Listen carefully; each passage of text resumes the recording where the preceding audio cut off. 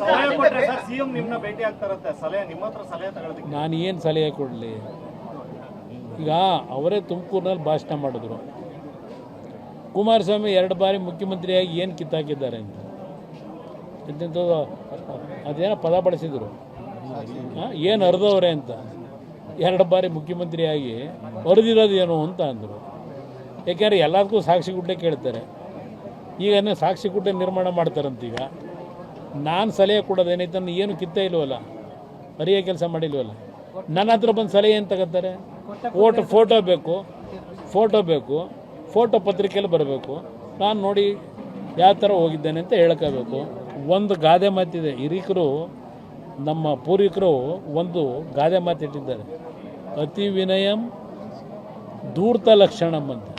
ದೇವೇಗೌಡರು ಅದೇ ಫೋಟೋಗೆ ಸರ್ ಹೋಗಿ ಸಲಹೆ ಕೊಟ್ಟರೆ ಸರ್ ಸಿಎಂ ನಿಮ್ಮನ್ನ ಭೇಟಿ ಆಗ್ತಾರಂತೆ, ಸಲಹೆ ನಿಮ್ಮ ಹತ್ರ ಸಲಹೆ ತಗೊಳ್ಳೋದಕ್ಕೆ ನಾನು ಏನು ಸಲಹೆ ಕೊಡಲಿ? ಈಗ ಅವರೇ ತುಮಕೂರಿನಲ್ಲಿ ಭಾಷಣ ಮಾಡಿದ್ರು, ಕುಮಾರಸ್ವಾಮಿ 2 ಬಾರಿ ಮುಖ್ಯಮಂತ್ರಿಯಾಗಿ ಏನು ಕಿತ್ತಾಕಿದ್ದಾರೆ ಅಂತ.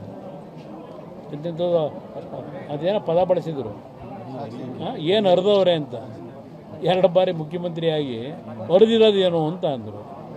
ಯಾಕೆಂದರೆ ಎಲ್ಲದಕ್ಕೂ ಸಾಕ್ಷಿ ಗುಡ್ಡೆ ಕೇಳ್ತಾರೆ. ಈಗ ಸಾಕ್ಷಿ ಗುಡ್ಡೆ ನಿರ್ಮಾಣ ಮಾಡ್ತಾರಂತೀಗ. ನಾನು ಸಲಹೆ ಕೊಡೋದೇನೈತೆ, ಏನು ಕಿತ್ತ ಇಲ್ವಲ್ಲ, ಅರಿಯೋ ಕೆಲಸ ಮಾಡಿಲ್ವಲ್ಲ. ನನ್ನ ಹತ್ರ ಬಂದು ಸಲಹೆ ಏನು ತಗೋತಾರೆ? ಫೋಟೋ ಬೇಕು, ಫೋಟೋ ಪತ್ರಿಕೆಯಲ್ಲಿ ಬರಬೇಕು. ನಾನು ನೋಡಿ ಯಾವ ಥರ ಹೋಗಿದ್ದೇನೆ ಅಂತ ಹೇಳ್ಕೋಬೇಕು. ಒಂದು ಗಾದೆ ಮಾತಿದೆ, ಹಿರಿಕರು ನಮ್ಮ ಪೂರ್ವಿಕರು ಒಂದು ಗಾದೆ ಮಾತಿಟ್ಟಿದ್ದಾರೆ, ಅತಿ ವಿನಯಂ ಧೂರ್ತ ಲಕ್ಷಣಂ ಅಂತ. ದೇವೇಗೌಡರು ಅದೇ ಫೋಟೋಗೆ ಸರ್ ಹೋಗಿ ಸಲಹೆ ಕೊಟ್ಟರೆ ಸರ್ ಸಿಎಂ ನಿಮ್ಮನ್ನ ಭೇಟಿ ಆಗ್ತಾರಂತೆ, ಸಲಹೆ ನಿಮ್ಮ ಹತ್ರ ಸಲಹೆ ತಗೊಳ್ಳೋದಕ್ಕೆ ನಾನು ಏನು ಸಲಹೆ ಕೊಡಲಿ? ಈಗ ಅವರೇ ತುಮಕೂರಿನಲ್ಲಿ ಭಾಷಣ ಮಾಡಿದ್ರು, ಕುಮಾರಸ್ವಾಮಿ 2 ಬಾರಿ ಮುಖ್ಯಮಂತ್ರಿಯಾಗಿ ಏನು ಕಿತ್ತಾಕಿದ್ದಾರೆ ಅಂತ. ಅದೇನೋ ಪದ ಬಳಸಿದರು, ಏನು ಅರ್ಧವ್ರೆ ಅಂತ.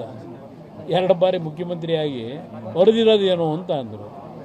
ಯಾಕೆಂದರೆ ಎಲ್ಲದಕ್ಕೂ ಸಾಕ್ಷಿ ಗುಡ್ಡೆ ಕೇಳ್ತಾರೆ. ಈಗ ಸಾಕ್ಷಿ ಗುಡ್ಡೆ ನಿರ್ಮಾಣ ಮಾಡ್ತಾರಂತೀಗ. ನಾನು ಸಲಹೆ ಕೊಡೋದೇನೈತೆ, ಏನು ಕಿತ್ತ ಇಲ್ವಲ್ಲ, ಅರಿಯೋ ಕೆಲಸ ಮಾಡಿಲ್ವಲ್ಲ. ನನ್ನ ಹತ್ರ ಬಂದು ಸಲಹೆ ಏನು ತಗೋತಾರೆ? ಫೋಟೋ ಬೇಕು, ಫೋಟೋ ಪತ್ರಿಕೆಯಲ್ಲಿ ಬರಬೇಕು. ನಾನು ನೋಡಿ ಯಾವ ಥರ ಹೋಗಿದ್ದೇನೆ ಅಂತ ಹೇಳ್ಕೋಬೇಕು. ಒಂದು ಗಾದೆ ಮಾತಿದೆ, ಹಿರಿಕರು ನಮ್ಮ ಪೂರ್ವಿಕರು ಒಂದು ಗಾದೆ ಮಾತಿಟ್ಟಿದ್ದಾರೆ, ಅತಿ ವಿನಯಂ ಧೂರ್ತ ಲಕ್ಷಣಂ ಅಂತ. ದೇವೇಗೌಡರು ಅದೇ ಫೋಟೋಗೆ ಸರ್